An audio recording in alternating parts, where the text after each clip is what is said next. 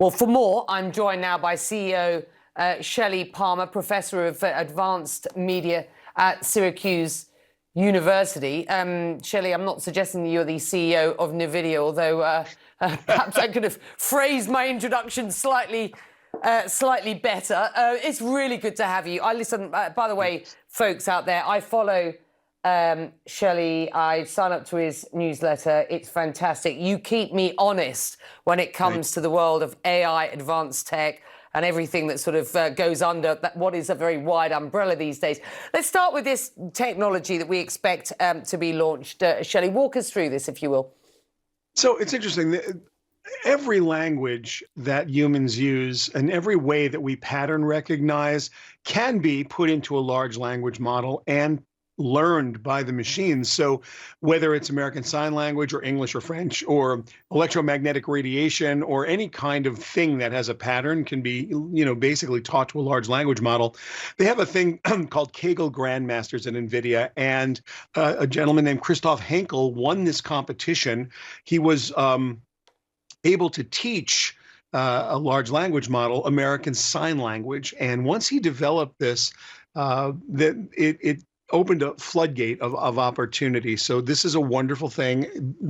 As you know, multi-stacked AI models, when you have multi-agent models, they're able to accomplish goals as opposed to tasks. So one of the goals here would be to teach you American Sign Language or to be able to interpret American Sign Language. So you've got a video component where it's looking, and you've got an animation component where it's creating, and then you've got the large language component where it's understanding. So this is a really wonderful system, and the opportunities are just endless.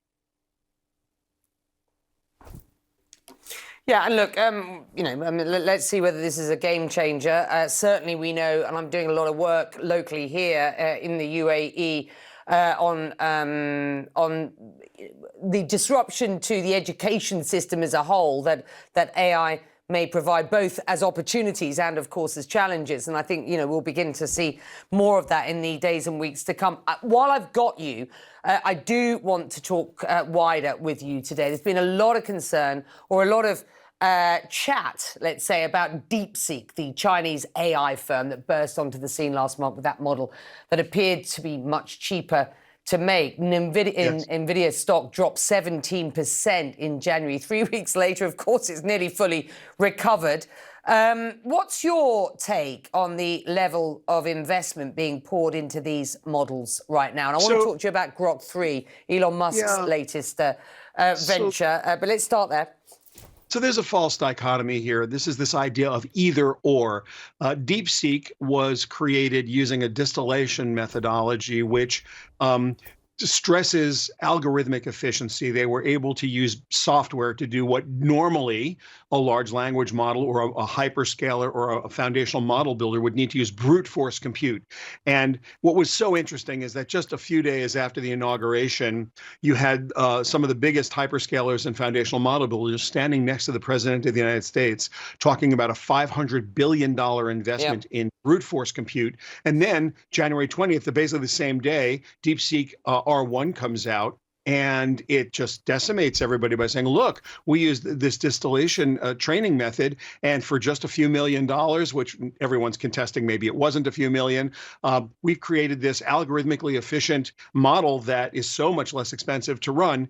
What it did was sent a giant wake-up call to everybody, and it literally doesn't matter if this model was trained for $5 million or $50 million, because just a week later, Stanford University and Carnegie Mellon for $50 used the same technology and put S1, their model, on GitHub, which is also a distillation model. So we now know that there are ways with algorithmic efficiency to accomplish really, really good results that are meaningful and useful, economically useful.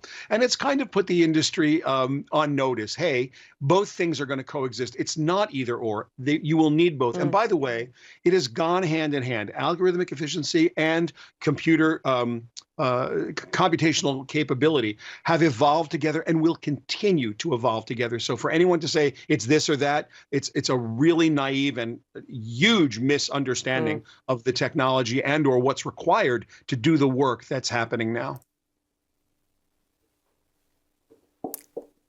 Shelly, That's why, I wanted you on, because you just make sense, and it's good to have you on that. Let's talk about this new model announced by Elon Musk this week, Grok 3. Now, he claims it outperforms his competitors, like OpenAI and Google, in math and science, and he plans to use it to help get to Mars. I watched that launch on air, and as much as I would, suggest I'm some way down the sort of AI journey myself, but it fascinated me what they were suggesting and what I saw presented. What's your take on how Grok 3 stacks up against other models?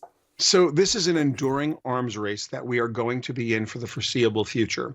You have several foundational model builders. You've got xAI, which is Elon Musk's company. You've got Llama, which is from Meta, Mark Zuckerberg's company. You've got Nova from Jeff Bezos's company. You have OpenAI, Sam Altman's company. You've got the investment Microsoft has made in both OpenAI and others. You have Anthropic, where the Claude model is. All of these foundational models on any given day are going to be slightly better or slightly worse than each other, and they're always going to compete for who's best. The much more important question to ask is, how are they trained? What are the biases and what are the use cases? One thing is very, very clear. The Chinese models, the American models, the European models are all trained by different kinds of programmers on different kinds of data. And while there is some common data, the public web has been mostly scraped by all the large language model builders. Now we're getting into some subtlety, because the next level is called a reasoning engine, where rather than just doing an individual task where you say, recognize a face or write a paragraph, you're asking the AI stack to accomplish a goal for you. So how that's programmed, how that's coded, how that's trained is going to have a very big influence on the way, on the output itself. So it's not who's best today or who's best tomorrow on some benchmarks. It's, as a business, you're looking at very specific business outcomes you wish to accomplish, which models, and by the way, it's going to be a combination of models, are going to give you the business outcome that you are trying to achieve. So there's no one model that's ever going to solve for everything, nor should anyone ever think about it that way. Shelly Palmer in the house. Always good to have you, sir. Thank you very much indeed.